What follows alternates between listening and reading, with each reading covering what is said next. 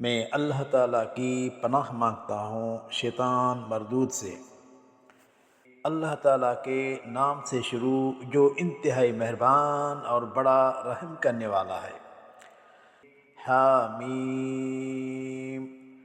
قسم ہے وضاحت کرنے والی کتاب کی۔ ہم نے اس کتاب کو عربی زبان کا قرآن بنایا ہے تاکہ تم اچھے طریقے سے سمجھ سکو۔ بے شک یہ کتاب ہمارے پاس لوح محفوظ میں لکھی ہوئی ہے۔ یہ کتاب بلند مرتبہ اور بڑی حکمت والی ہے۔ تمہارے حد سے نکلنے کی وجہ سے کیا ہم تمہاری طرف اس قرآن کو بھیجنا چھوڑ دیں؟ ہرگز نہیں، ہم نے گزشتہ قوموں میں بھی بہت سارے انبیاء کرام بھیجے تھے، اور ہمیشہ ہی ایسا ہوتا آیا ہے کہ جب بھی ان کے پاس نبی آتا تھا تو وہ لوگ اس کا مذاق اڑاتے تھے۔ ہم نے تو ان مکہ والوں سے بھی زیادہ طاقتور قوموں کو ہلاک کر دیا ہے، اور گزشتہ قوموں کی مثالیں تو گزر ہی چکی ہیں۔ اے نبی صلی اللہ علیہ وسلم، اگر آپ ان سے پوچھو کہ آسمانوں اور زمین کو کس نے پیدا کیا ہے، تو وہ ضرور کہیں گے کہ انہیں زبردست بڑے علم والے ہستی اللہ تعالیٰ نے پیدا کیا ہے، جس نے تمہارے لیے زمین کو فرش بنا کر بچھایا اور اس میں تمہارے لیے راستے بنائے تاکہ تم درست راستوں پر چل سکو، جس نے آسمان سے مناسب مقدار میں پانی نازل کیا، پھر اس کے ذریعے ہم نے غیر آباد شہر کو آباد کیا، اسی طرح تمہیں بھی قبروں سے نکالا جائے گا، جس نے ہر قسم کے جوڑے بنائے اور تمہارے لیے کشتیاں اور ایسے جانور پیدا کیے جن پر تم سواری کرتے ہو، تاکہ ان کی پیٹھ پر چڑھ کر سیدھے ہو کر بیٹھ جاؤ، اور اپنے پروردگار کی نعمت کو یاد کرو اور دعا مانگو۔ اللہ تعالیٰ پاک ہے جس نے ان چیزوں کو ہمارے لیے تابع کیا، ہمارے اندر انہیں قابو کرنے کی طاقت ہی نہ تھی۔ بالآخر ہم سب کو اپنے پروردگار کی طرف لوٹ کر جانا ہے۔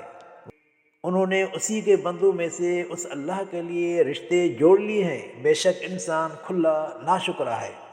کیا اللہ تعالیٰ نے اپنے مخلوق میں سے بیٹیاں ہی پسند کی ہیں اور تمہارے لیے بیٹے منتخب کی ہیں؟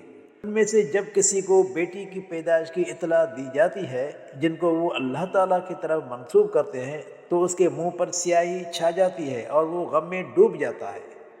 کیا وہ اللہ تعالیٰ کے لیے ایسی اولاد پسند کرتا ہے جو زیوروں میں پالی جاتی ہے اور وہ کسی زبانی جھگڑے میں اپنی بات کو وضاحت سے بھی پیش نہیں کر سکتی؟ اور ان فرشتوں کو جو رحمان کے خاص بندے ہیں ان لوگوں نے اس کی بیٹیاں قرار دے دیا ہے۔ کیا ان لوگوں نے فرشتوں کی پیدائش کو دیکھا ہے؟ ان کی یہ گواہی لکھی جائے گی اور انہیں اس کے متعلق جواب دینا پڑے گا۔ اور یہ کہتے ہیں کہ اگر اللہ تعالیٰ چاہتا تو ہم بتوں کی عبادت نہ کرتے۔ انہیں اس حقیقت کا پتہ ہی نہیں ہے، یہ بیٹھ کر محض تیر تکے لگاتے ہیں۔ کیا ہم نے ان لوگوں کو اس قرآن سے پہلے کوئی کتاب دی تھی کہ وہ اس جھوٹے عقیدے پر مضبوطی سے قائم ہیں؟ نہیں، بلکہ یہ کہتے ہیں کہ ہم نے اپنے آباء و اجداد کو ایک ہی طریقے پر دیکھا ہے، اور بے شک ہم تو انہی کے نقش قدم پر چل رہے ہیں۔ اس طرح ہم نے آپ سے پہلے جس شہر میں بھی ڈرانے والا بھیجا تو وہاں کے خوشحال طبقے نے یہی جواب دیا کہ بے شک ہم نے اپنے آباء و اجداد کو ایک ہی طریقے پر پایا ہے، اور بے شک ہم انہی کے نقش قدم کی پیروی کر رہے ہیں۔ پیغمبر نے کہا کہ اگر میں تمہیں تمہارے آباء و اجداد کے راستے سے بھی زیادہ سیدھا راستہ بتاؤں تو کیا پھر بھی تم انہی کے راستے کی پیروی کرو گے؟ انہوں نے کہا کہ جو چیز تم دے کر بھیجے گئے ہو بے شک ہم اس کے انکاری ہیں۔ پھر ہم نے ان سے انتقام لیا، سو دیکھ لو کہ جھٹلانے والوں کا انجام کیا ہوا۔ اور جب ابراہیم علیہ السلام نے اپنے والد اور اپنی قوم سے کہا کہ بے شک میں تمہارے معبودوں سے بیزار ہوں، سوائے اس کے جس نے مجھے پیدا کیا ہے، وہی مجھے سیدھا راستہ دکھائے گا۔ اور ابراہیم علیہ السلام اپنے بعد اولاد میں کلمہ توحید کو باقی چھوڑ گیا تاکہ وہ لوگ اللہ تعالیٰ کی طرف رجوع کریں۔ پھر میں نے انہیں اور ان کی آباء و اجداد کو خوشحالی دی، یہاں تک کہ ان کے پاس سچا دین اور کھول کر بیان کرنے والا رسول بھی آیا، مگر جب ان کے پاس حق آیا تو کہنے لگے کہ یہ جادو ہے، اور بے شک ہم اسے ماننے سے انکار کرتے ہیں، اور کہتے ہیں کہ یہ قرآن دو شہروں یعنی مکہ اور طائف کے کسی بڑے آدمی پر کیوں نازل نہ کیا گیا؟ کیا آپ کے پروردگار کی رحمت یہ لوگ تقسیم کرتے ہیں؟ در حقیقت ہم نے دنیا میں ان کے درمیان رزق کو تقسیم کر دیا ہے، اور ہم نے ان میں سے بعض کو بعض پر فضیلت دے دی ہے تاکہ وہ ایک دوسرے سے خدمت لیتے رہیں۔ یہ لوگ جو دولت جمع کر رہے ہیں ان سے تو آپ کے پروردگار کی رحمت زیادہ بہتر ہے۔ اگر اس چیز کا امکان نہ ہوتا کہ تمام لوگ کفر پر یکجا ہو جائیں گے تو ہم اللہ تعالیٰ کا انکار کرنے والوں کے گھروں کی چھتیں اور چڑھنے والی سیڑھیاں چاندی کی بنا دیتے، اور ان کے دروازے اور ان کے تخت جن پر وہ تکیے لگا کر بیٹھتے ہیں سب کو چاندی کا بنا دیتے، اور باقی ساری چیزیں سونے کی بنا دیتے، مگر یہ تمام چیزیں صرف دنیا کی خوشحالی کا سبب ہیں، اور آپ کے پروردگار کی نظر میں پرہیزگاروں کے لیے آخرت ہی ہے۔ جو شخص اللہ تعالیٰ کے ذکر سے غافل رہتا ہے تو پھر ہم اس کے پیچھے ایک شیطان لگا دیتے ہیں جو اس کا قریبی دوست بن جاتا ہے۔ یہ شیاطین انہیں سیدھی راہ کی طرف آنے سے روکتے ہیں، اور دوسری طرف یہ لوگ سمجھتے ہیں کہ ہم سیدھی راہ پر ہی چل رہے ہیں، لیکن جب وہ ہمارے پاس آئے گا تو شیطان سے کہے گا کہ اے کاش میرے اور تیرے درمیان مشرق و مغرب جتنا فاصلہ ہوتا، تو بدترین ساتھی نکلا۔ اور اس وقت اللہ تعالیٰ فرمائے گا کہ تم نے ظلم کا جو کام کیا، شیطان سے دوری کی یہ بات آج تمہیں فائدہ نہ دے سکے گی۔ تم اور شیطان عذاب کے لحاظ سے سب برابر ہوں گے، یعنی شیطان کے عذاب میں ساتھ ہونے کی وجہ سے تمہیں کسی قسم کا فائدہ نہ مل سکے گا۔ اے نبی صلی اللہ علیہ وسلم، کیا آپ بہروں کو سنا سکتے ہو، یا اندھوں اور سرے گمراہی میں پڑے ہوئے لوگوں کو سیدھی راہ دکھا سکتے ہو؟ اگر ہم نے آپ کو اپنے پاس بلا لیا تب بھی بے شک ہم ان سے انتقام لیں گے، یا آپ کو ان لوگوں کا انجام دکھا دیں گے، ہمیں ان پر ہر قسم کی قدرت حاصل ہے۔ جو وحی آپ کی طرف کی جاتی ہے اسے مضبوطی سے تھامے رہو، بے شک آپ ہی سیدھے راستے پر ہو۔ بے شک یہ کتاب یعنی قرآن مجید آپ کی اور آپ کی قوم کے لیے نصیحت ہے۔ آپ لوگوں سے عنقریب اس کے متعلق پوچھا جائے گا، اور آپ سے پہلے جو بھی رسول ہم نے بھیجے تھے ان سے پوچھ لو، یعنی ان کی تعلیمیں دیکھ لو کہ کیا ہم نے اللہ تعالیٰ کے سوا کچھ دوسرے بھی کوئی معبود مقرر کیے تھے کہ ان کی عبادت کی جائے۔ ہم نے موسیٰ علیہ السلام کو اپنی نشانیوں کے ساتھ فرعون اور اس کے سرداروں کی طرف بھیجا۔ اس نے کہا کہ بے شک میں رب العالمین کی طرف سے بھیجا ہوا رسول ہوں۔ پھر جب وہ ہماری آیات لے کر پہنچا تو یہ ان نشانیوں پر ہنسنے لگے، اور جو نشانیاں بھی ہم انہیں دکھا رہے تھے وہ پہلی نشانیوں سے کہیں بڑھ کر تھی۔ بالآخر ہم نے انہیں عذاب میں پکڑ لیا تاکہ وہ اپنی روش سے باز آ جائیں۔ فرعون اور سرداروں نے کہا کہ اے جادوگر، اپنے پروردگار سے ہمارے حق میں دعا مانگ جس کی قبولیت کا اس نے تجھ سے وعدہ کیا ہے، پھر ہم سیدھی راہ پر آ جائیں گے۔ مگر جب ہم نے ان پر آنے والے عذاب کو ٹال دیا تو فوراً ہی وہ اپنی بات سے مکر گئے۔ ایک دن فرعون نے قومی اجلاس میں کھل کر کہہ دیا کہ اے میری قوم، کیا مصر کی یہ بادشاہی میری نہیں ہے؟ یہ نہریں میرے حکم سے نہیں چل رہی ہیں؟ کیا تم دیکھتے نہیں ہو؟ کیا میں اس شخص سے بہتر نہیں ہوں؟ یہ تو غریب اور کمزور آدمی ہے جس میں فصاحت سے بات کرنے کی صلاحیت بھی نہیں ہے۔ پھر اس پر سونے کے کنگن کیوں نہ اتارے گئے، یا اہلکاروں کے حیثیت میں فرشتوں کو اس کے ساتھ کیوں نہ بھیجا گیا؟ آخرکار اس نے اپنی قوم کو اپنی باتوں کے ذریعے بے وقوف بنا ہی لیا، اور قوم نے اس کی بات مان لی۔ بے شک وہ ایک نافرمان قوم تھی۔ پھر جب انہوں نے ہمیں غضبناک کر دیا تو ہم نے ان سے انتقام لیا، پھر ہم نے ان سب کو ایک ساتھ غرق کر دیا، اور انہیں بعد والوں کے لیے رہنما اور نمونہ عبرت بنا دیا۔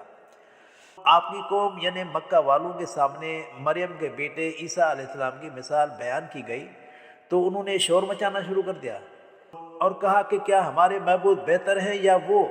انہوں نے یہ بات تکرار بڑھانے کی خاطر کی تھی، بلکہ یہ ہے ہی جھگڑالو قسم کے لوگ۔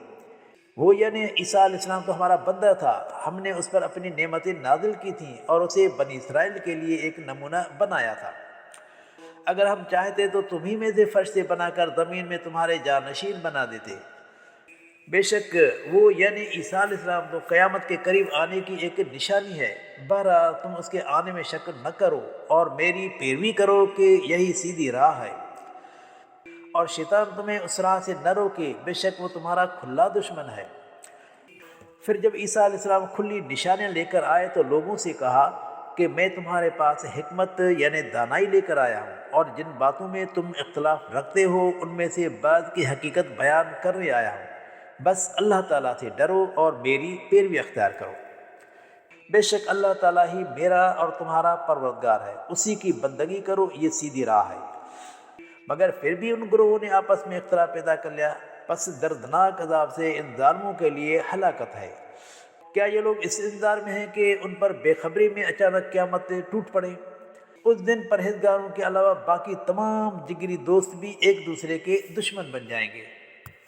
اے میرے بندو، آج کے دن تمہارے لیے نہ تو کوئی خوف ہے اور نہ تم غمزدہ ہوگے۔ یہ خوشخبری ان لوگوں کے لیے ہے جو لوگ ہماری آیات پر ایمان لائے، وہی فرمانبردار بن کر رہے تھے۔ انہیں کہا جائے گا کہ تم اور تمہاری بیویاں جنت میں داخل ہو جاؤ، وہاں تمہیں خوش کر دیا جائے گا۔ ان کے لیے کھانے پینے کی اشیاء سے بھرے ہوئے سونے کے تھال اور ساغر پیش کیے جائیں گے۔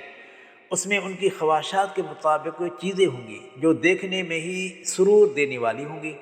ان سے کہا جائے گا کہ تم اس میں ہمیشہ رہو گے، اور یہ ہے وہ جنت جس کا تمہیں تمہارے نیک اعمال کی وجہ سے وارث بنایا گیا ہے۔ اس میں تمہارے لیے مختلف قسم کے بہت سارے پھل بھی ہوں گے جن میں سے تم کھاؤ گے۔ البتہ مجرم لوگ ہمیشہ کے لیے جہنم کے عذاب میں ہوں گے، ان کے عذاب میں کوئی کمی نہ کی جائے گی اور وہ مایوس بیٹھے ہوں گے۔ ہم نے ان پر کوئی ظلم نہیں کیا ہے بلکہ وہ خود ہی ظالم تھے۔ اور وہ جہنم کے داروغے سے کہیں گے کہ اے مالک، کاش تمہارا پروردگار ہمیں اس عذاب سے موت ہی دے دیتا۔ وہ داروغہ کہے گا کہ نہیں، بلکہ تم اسی حالت میں پڑے رہو گے۔ بے شک ہم تمہارے پاس حق لے کر آئے تھے، لیکن تم میں سے اکثر لوگ حق بات سے نفرت کیا کرتے تھے۔ کیا مکہ کے لوگوں نے کسی منصوبے کی چال سوچی ہے؟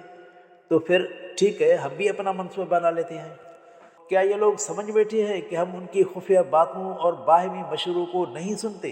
کیوں نہیں، ہر چیز سنتے ہیں، اور ان پر ہمارے مقرر کردہ فرشتے بھی ہر چیز لکھتے ہیں۔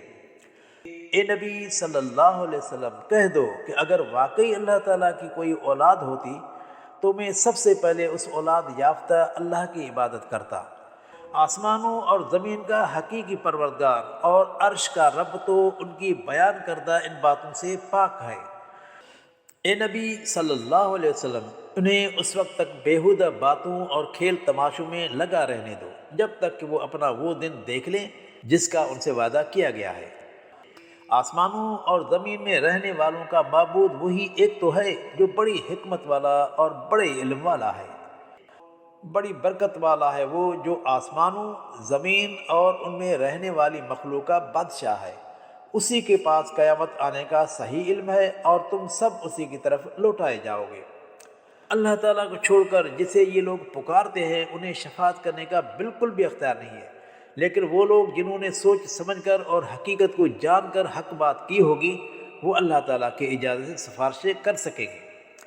اگر آپ ان سے پوچھو کہ انہیں کس نے پیدا کیا ہے تو وہ ضرور کہیں گے کہ اللہ تعالیٰ نے پیدا کیا ہے۔ پھر بھی یہ لوگ کہاں سے دھوکہ کھا رہے ہیں؟ قسم ہے رسول کریم کی اس قول کی کہ اے میرے پروردگار، اس قوم کے لوگ تو مجھ پر ایمان ہی نہیں لاتے۔ اے نبی صلی اللہ علیہ وسلم، آپ انہیں سلام کر کے دور ہو جائیں، ان لوگوں کو جلدی حقیقت کا علم ہو جائے گا۔